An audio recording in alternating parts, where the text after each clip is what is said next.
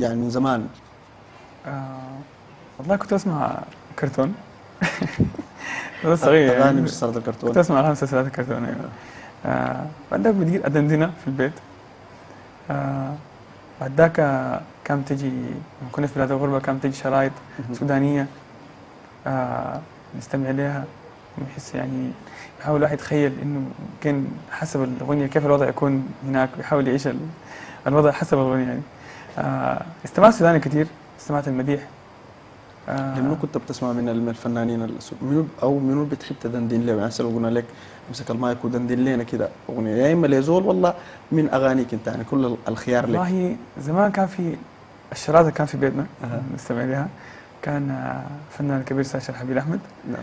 آه كان أستاذ فرفور، جمال فرفور. آه المديح كان في فرقة اسمها السحر، مهم. أظن هي موجودة لحد السحر، الآن. ايوه. فدي برضو فرقة. كنت بتسمع له؟ أيوة. طيب حتختار تدندن لزول بتحب تسمع له ولا من اعمالك انت، او الخيار والله متروك لك؟ يلا.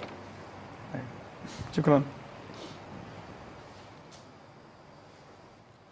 احنا عاوزين مقطع واحد ما طماعين. ده عمل خاص، أغنية اسمها راجيك، من كتابة محمد الفاتح، ألحان محمد والحانه. الفاتح وأداء. طيب تمام. قدر ما أقول أخليك وأنسى الماضي وأنساك، ألاقي قلبي حبيك وألاقيني راجيك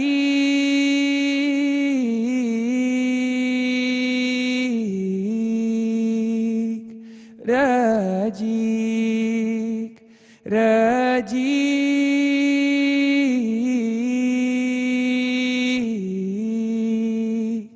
راجيك.